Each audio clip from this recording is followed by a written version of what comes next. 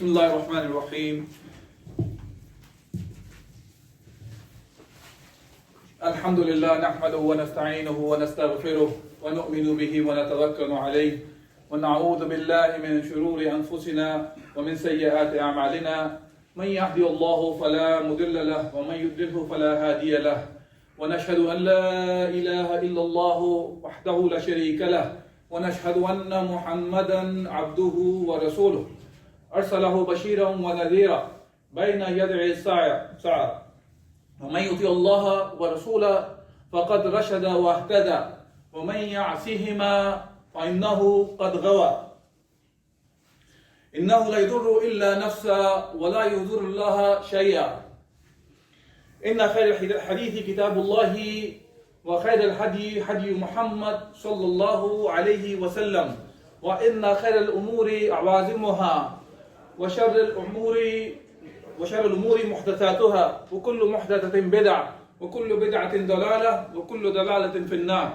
أما بعد قال الله سبحانه وتعالى في كتابه الكريم بعد أعوذ بالله من الشيطان الرجيم يا أيها الذين آمنوا اتقوا الله حق تقاته ولا تموتن إلا وأنتم مسلمون وقال سبحانه وتعالى في مكان الثاني يا أيها الذين آمنوا اتقوا الله وقولوا قولا سديدا يصلح لكم أعمالكم ويغفر لكم ذنوبكم ومن يطع الله ورسوله فقد فاز فوزا عظيما صدق الله العظيم. I'd like to start the khutbah by thanking Allah Azza wa Jal to give yet another chance to witness the month of Ramadan. And we hope and we ask Allah Azza wa Jal to have all our previous sins forgiven by the mercy of Allah Azza wa Jal. And at the same time, I'd like to congratulate many of you who are almost at the end of their semesters, and among them, many of them will be graduating, whether they are finishing their bachelor's or master's or PhDs. We ask Allah Azza wa Jal, we make dua for all of them, for success for them in this dunya and the akhirah. In reference to the month of Ramadan or the end of the month of Ramadan, let's remember why we fasted, and inshallah then we will continue to connect it with current reality. Allah Azza wa Jal says in the Quran regarding the obligation of the fasting in the month of Ramadan, يا أيها الذين آمنوا كتب عليكم الصيام كما كتب على الذين من قبلكم لعلكم تتقون. Allah subhanahu wa ta'ala says, O you who believe, that fasting in the month of Ramadan has been prescribed for you, like Allah Azza wa Jal prescribed for the previous nations. So you may perhaps gain the taqwa, gain the consciousness of Allah subhanahu wa ta'ala. And remembering what the taqwa is, one of the best examples we can find as when Umar bin Khattab radiyallahu anhu, he asked Ka'ab bin Malik radiyallahu, Ubay bin Ka'ab radiyallahu anhu regarding what is taqwa. And in response to that, Ubay bin Ka'ab radiyallahu anhu said to Umar bin Khattab, have you walked through a path that has thorns with the bushes? How do you walk? And the response of Umar was, you watch out your clothes, you roll it up, and you walk it through so you don't get stuck with the thorns. And Ubay radiallahu anhu, his response was, this is what the taqwa is. This is the consciousness of Allah Azza wa Jal, meaning that when we are living our life, we live in a manner that we are watchful of the hudud of Allah subhanahu wa ta'ala. We are watchful of the prohibitions of Allah subhanahu wa ta'ala. We are making sure that we are fulfilling all the commands of Allah Azza wa Jal that He has made them obligatory on us. And that obligations that Allah Azza wa Jal has placed on us is not limited to only the individual aspect of Islam. Rather, it is the whole Islam. We have to make sure that we are accountable for all our deeds. Yes, we are accountable for fasting. Yes, we are accountable for salah. Yes, we are accountable for the hajj. Yes, we are accountable for our akhlaq. But we are also, besides all those individualistic obligations that we have, we as Muslims are obliged about the communal and the societal obligations as well. We are accountable in front of Allah Azza wa Jal. Let's not forget that. Let's not be the one who tries to break or to take the part of the book and reject the other part. We have to take the whole Quran, the whole book of Allah Azza wa Jal, along with the Sunnah of Muhammad sallallahu alayhi wa sallam as a whole. As Allah subhanahu wa ta'ala talk about that. أَفَتُؤْمِنُونَ بِبَعْدِ الْكِتَابِ وَتَكْفُرُونَ بِبَعْدِ فَمَا جَزَاءُ مَنْ يَفْعَلُ ذَلِكَ إِلَّا خِزْيٌ فِي الْحَيَاةِ الدُّنْيَا وَيَوْمَ الْقِيَامَةِ يُرَدُّونَ إِلَى أَشَدِّ الْعَذَابِ. Subhanallah, Allah is very clear about this. Are you the one who take the part of the book and reject the other part? Allah is saying, if that is the case, we are the one who are dividing the Islam, that this is the part of Islam I'll follow, this is the part of Islam I will not follow. Allah is warning us. For the people like them, they will be facing not only the humiliation in this dunya for doing the act like that, but there is a severe punishment waiting for people like them on the day of judgment as well. Yes, we would like to remember all the glad tidings Allah subhanahu wa ta'ala has placed on us. But let's not be the one who forget the warnings from Allah Azza wa Jalla as well. They both go hand in hand. We cannot just talk about the glad tidings that Rasulullah sallallahu alayhi wa sallam as a Bashir came, but he was also came as a Nadir, as the one who warned us, and that's not only him. All the messengers came as the Mundirin, the one who warned us about the punishment from Allah Azza wa Jalla. So the both things have to be there. The hope from Allah subhanahu wa ta'ala's forgiveness, hope to enter into Jannah has to be there. At the same time, we have to have this understanding. If we are not fulfilling what Allah has commanded us, then there is a punishment waiting for us as well. So when we talk about taqwa, we came out of the month of Ramadan. We fasted for 29 straight days. And we were more watchful of our actions in the month of Ramadan than any other month. And this is almost as if Allah subhanahu wa ta'ala has made this month by taking the shaitan out of the equation and leave you without the shaitan. What you do? Do as much practice as you want now. It's a pre-season games going on. You're going to be playing against somebody soon.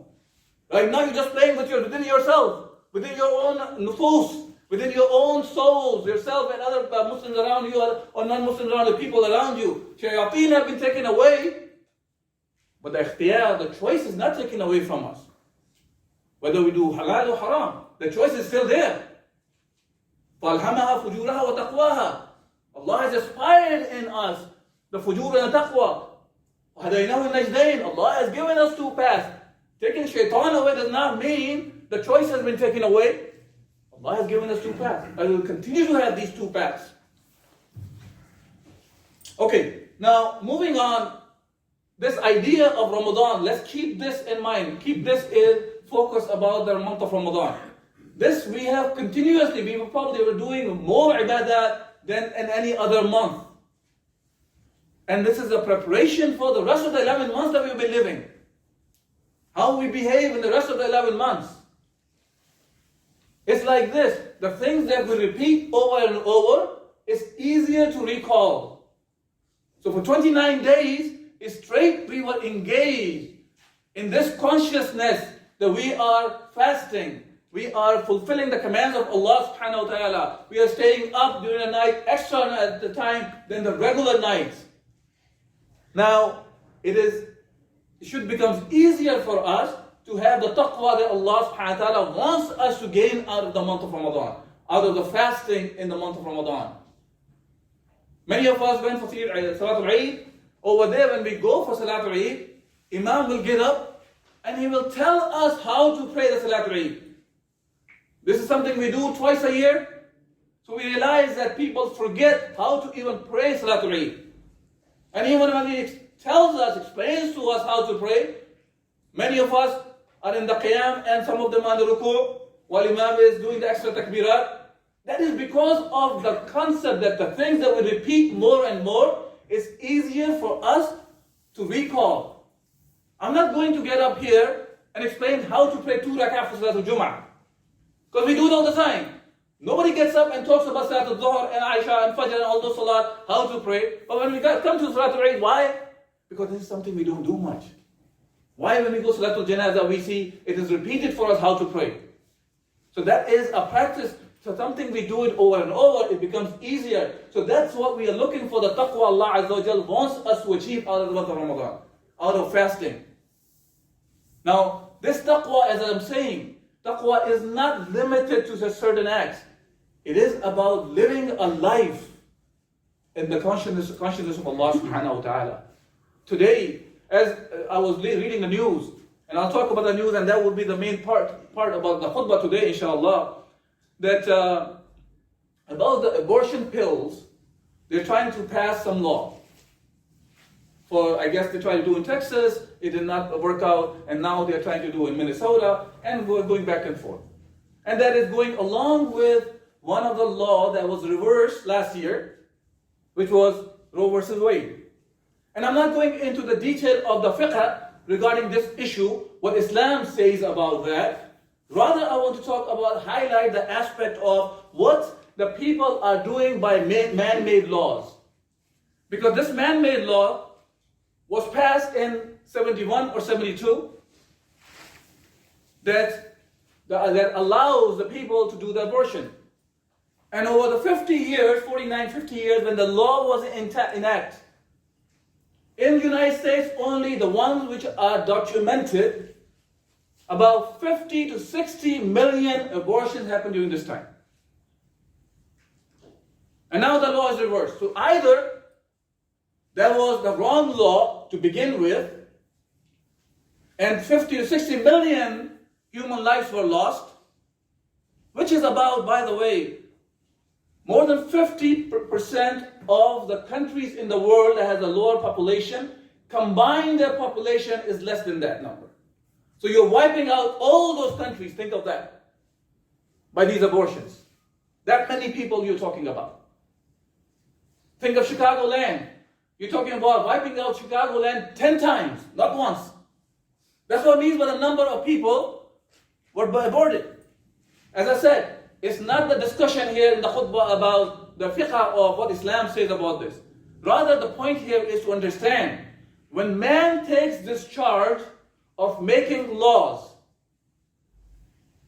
which is not his task, this is not to him, it belongs to Allah subhanahu wa ta'ala. And when the man makes it, he may get it right, may not get it right. But the source itself is incorrect. Because hukum belongs to Allah Azza wa Jal. Allah is the one who decides what is right and what is wrong. He is the one who is all-knowing. He is the one who is the creator of the heavens and the earth and everything in between. And when we talk about this abortion, it's not only that the abortion is happening here. It's happening all across the world where people, today, the world is living under man-made laws. And it is causing all sorts of corruption, besides just talking about abortion though. In China and India alone, these two countries, the biggest democracy of the world, India, they have over 15 million abortions every year. In China, the number is not far away. It's about 13 million. Combining them together, it's about 28 plus million babies are aborted every year. And what I have not mentioned here about this, just these two countries, why they have abortions like that. It's not only the abortion of the babies. It's actually more focused towards aborting girls. Anybody who is aware of the culture in India or in China, the reason China was doing more and more girls' abortions, because of the one-child policy they had for decades, which they just lifted. And India, culturally, for them, it's an embarrassment if the girl is born in a family. Like Allah Azza wa Jal talks about the kuffar before Rasulullah was sent in Mecca. Their faces used to turn black. A girl is born. To the extent they used to bury their daughters alive. Many of them buried their daughters alive. When Rasulullah was appointed as prophet in the days of Jahiliyyah, this is what they did. Well, now we have become very sophisticated. We don't let them even born. We find out through ultrasounds, it's going to be a girl. La hawla wa la quwwata illa billah. This is the results that we are seeing. This is the Jahiliyyah, the peak of the Jahiliyyah. The people have entered by abandoning the commands of Allah Azza wa Jal, by abandoning to live by what Allah, the creator of the heavens and the earth, has revealed, by abandoning in a different way the commands of Allah, by secularizing the deen and thinking, I am very holy. When I fast in the month of Ramadan, I go do the qiyam, I do for salah 5 times a day in the masjid, in the Jumm'ah, and do the hajj. But when it comes to life affairs, throw Islam on the side. That is also abandoning Allah Azza wa Jal. Let's not be the one thinking that abandoning that Allah subhanahu wa ta'ala is only restricted to when I'm not praying and I'm sitting in front of a statue or idol and worshipping. There are many ways of abandoning your Rabb, Allah Azza wa Jal, from whom we are supposed to take the commands of Allah Azza wa Jal to live our lives with. And this same concept about the abortion, Allah subhanahu wa ta'ala has put it together in a very beautiful way, in an amazing manner. When Allah subhanahu wa ta'ala says, إِذَا الشَّمْسُ كُوِّرَتْ, Allah subhanahu wa ta'ala says, when the sun will be wrapped up, will lose its shine, lose its heat, the one which is a source for life for many of us, that will be wrapped up. Talking about celestial bodies to be destructed that day, talking about the day of judgment. وَإِذَا النُّجُومُ انْقَطَرَتْ, when the stars will be falling, they are much, much bigger than you and me, all together combined, even bigger than the earth itself. Allah subhanahu wa ta'ala, وَإِذَا الْجِبَالُ سُيِّرَتْ, when the mountains will be like flowing, like they will become light like that, they will not be installed anymore, they will not be, they're not installed under the ground. They will be flying, as Allah subhanahu wa ta'ala talks about another place, when they will be like woolen, like the wool. Then Allah subhanahu wa ta'ala, when the 10-month pregnant she camel, people will not care about. When you talk about 10-month pregnant she camel, that means one of the most precious things you can think of. Imagine living in the desert. You can think about whatsoever the most expensive cars out there to own, and then you don't care who come and scratch the car, who come and bump into your car, because the day will be so severe, talking about the day of judgment, that you will not care about that. وَإِذَا الْوُحُوشُ حُشِرَتْ, when the beasts will be together, subhanAllah, they will be gathered, beasts, whether it's a goat or a lamb or a lion or a tiger, they will be sitting and watching what's going on. They will not care about who to hunt now, because the day will be so severe. وَإِذَا الْبِحَارُ سُجِّرَتْ, that the seas will be ablaze to fire. The one which water can be a cause to extinguish the fire, Allah is saying that very same sea will be ablaze. It will be the cause, the fire will be on it. Subhanallah, the day then Allah nufus zuwajat, the day when the nufus, the souls will be gathered. Mufassirin talk like that. The soul to the body, it means one, and second meaning of that is the good souls will be gathered with the good souls, and the bad souls will be gathered with the bad souls. So if you love the person today, you like to be like them today, you will be gathered with them. You like the celebrities who are doing all sorts of haram, try to be dressed up like them, act like them. Okay, would you like to be gathered on the day of judgment with them? Or those politicians who are calling people towards kufr, and then we go and try to be with them or support them for their actions, what they are doing, which means by that is they are the one who are calling people to do the one of the attributes of Allah Azza wa Jal, Al-Hakim, the one who gives the hukum, and we say, no. These politicians are the ones going to make the rules for us. The just rules, we're going to get the justice from them, not from Allah Azza wa Jal. Would you like to be with them on the day of judgment? And that's what Allah subhanahu wa ta'ala is saying, that day Allah will say, وَإِذَا النُّفُوسُ زُوِّجَتْ, those souls will be gathered. The like souls will be gathered with the like people. Good will be with the good, bad will be with the bad. And the good and bad comes from Allah Azza wa Jalla. He's the one who defines what is good and what is bad. After saying all these such big, huge celestial bodies will be destroyed and these kind of actions will be happening, then Allah subhanahu wa ta'ala talks about That's it. وَإِذَا الْمَوْءُودَةُ سُئِلَتْ. That day when this ma'udah, that female, the baby who's been killed, بِأَيِّ ذَنْبٍ قُتِلَتْ, she will be asked which sin that she was killed for. Why was she killed? Allah has made this issue of a small girl such a huge thing that Allah is comparing with all these destructions of the world. And then talk about this, that shows Allah is the one who's speaking on the behalf of that girl. Islam came and uplifted the status of the women. The time when the people were thinking of whether the girls women even have souls or not. It's not long ago, 16th, 17th century. It's not long ago, in 1920, they were thinking of, they can go and vote. Yesterday I was giving a talk to some of the Catholic students from high school and talking about the very same subject. And it came out to be, even the teacher himself said, now the Pope is deciding if the women can vote or not in their own things, in Christianity. Now they are giving the vote. In Islam, Allah subhanahu wa ta'ala gives this idea that women can vote, not in the sense of what we say to vote today, but give the bay'ah to Muhammad sallallahu alayhi wa sallam. Before the migration from Mecca to Medina, women were involved among them, along with the men. So Allah subhanahu wa ta'ala raised the status of a woman by not just giving that they can give the bay'ah, but the mother becomes the one under whose feet is the Jannah. Mother is the one about which Allah subhanahu wa ta'ala has mentioned in one of the hadith when he was asked that who has the most right. Rasulullah said, your mother. And then it was asked again, then who? And then your mother. And then who? Third time as mother. Fourth time he said your father. So the status of the woman raised like that as a mother, if she is a daughter or she is a sister, and the one who will raise them well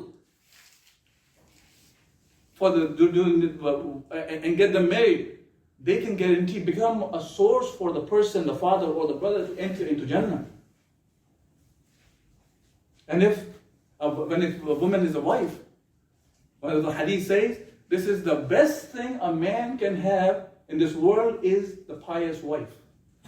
This is what it means by to be a woman in Islam.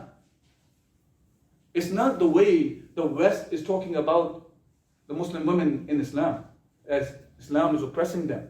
Rather, Islam comes and gives the due rights to the male or female because it's coming from Allah subhanahu wa ta'ala. And if we continue to live and decide our matters by us as individuals or as community, as majority, or a king, or this or that, we will continue to oppress the mankind.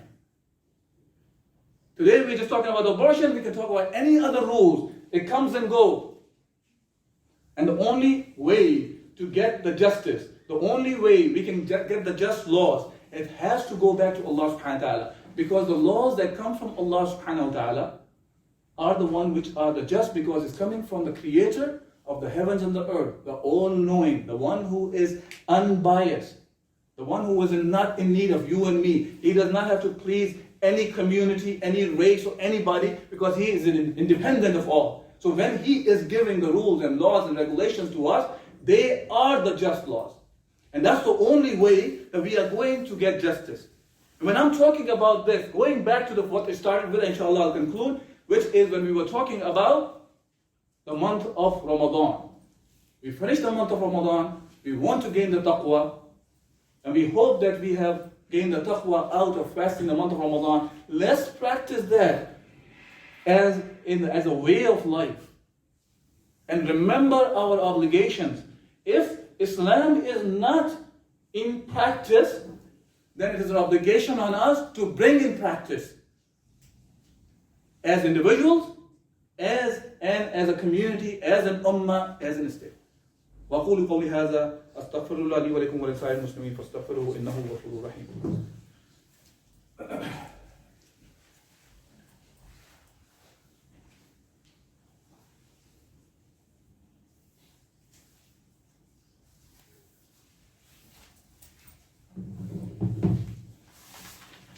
بسم الله الرحمن الرحيم الحمد لله رب العالمين والصلاة والسلام على رسوله الأمين.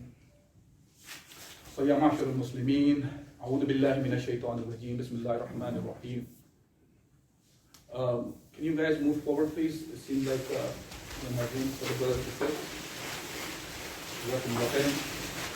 الحمد لله رب العالمين والصلاة والسلام على رسوله الأمين. أما بعد يا معشر المسلمين أعوذ بالله من الشيطان الرجيم بسم الله الرحمن الرحيم. قال الله سبحانه وتعالى في كتابه الكريم إن الله وملائكته يصلون على النبي يا أيها الذين آمنوا صلوا عليه وسلموا تسليما. اللهم صل على محمد وعلى آل محمد كما صليت على إبراهيم وعلى آل إبراهيم إنك حميد مجيد.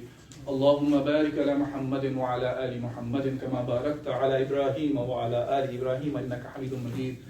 اللهم أيد الإسلام والمسلمين.